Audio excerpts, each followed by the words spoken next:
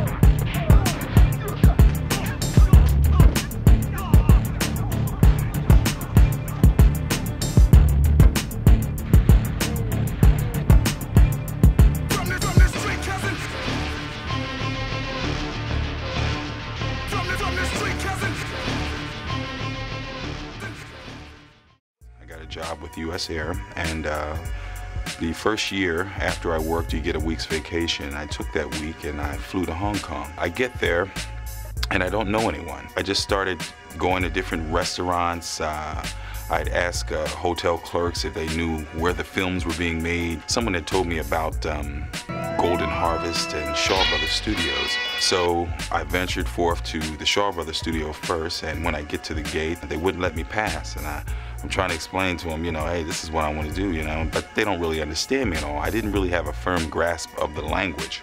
At that point, I went to Golden Harvest. The world Golden Harvest was more or less known for Jackie Chan. He was the market for that particular company. So I went to Golden Harvest, and at Golden Harvest I met a guy. His name was Paul Chiang. He introduced me to another person, Chu Chi Ling. Chu Chi Ling, in turn, he played in Bruce Lee, The Man in the Myth. He in turn tried to manage me. He thought that it was unusual that a black guy would want to come all the way to Asia and be in movies. I went back to Hong Kong, and my parents thought I was crazy by doing that. At that point, Paul was there, Paul Chiang. He told me to meet him at the Nico Hotel. Who walks in the door but Chen Kuan Tai? Chen Kuan Tai was a famous Shaw Brothers alumni, and 20 minutes later, David Chiang walks in, another Shaw Brothers alumni, and I'm flabbergasted because I've never met these guys before, and I said, wow, you know, this is pretty unique here.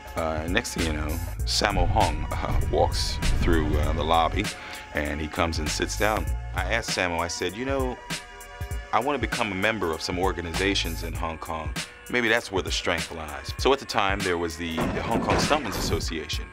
And I told Sammo I wanted to get in there. He's like, well, the only way you can actually become a Hong Kong stuntman is to have 3 Hong Kong action directors sign for you. And I'm not signing for you. There's a scene where I have to do a 100-yard dash, jump over a fence, land 13 feet down on the ground, continue running into the back of a moving car.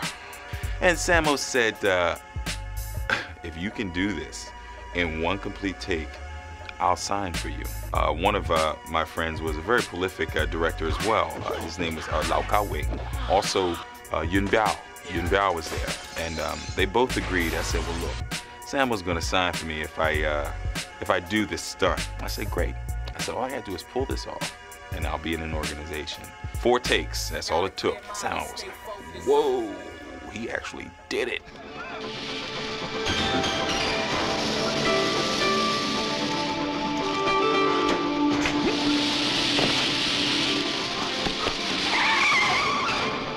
And the minute I finished, I took the paper that I got from the Hong Kong Stuntmen's Association. I said, sign it.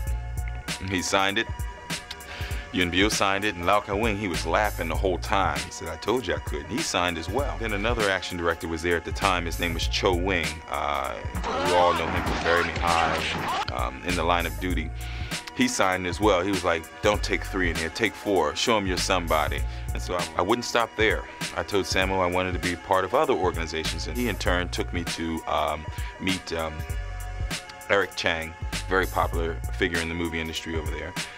Eric signed for me to be an Asia Sports Star Association member. So there were a number of film groups that I belonged to, which gave me instant clout when it came to talking to producers and directors for future projects. I appreciate everything that Sammo did for me.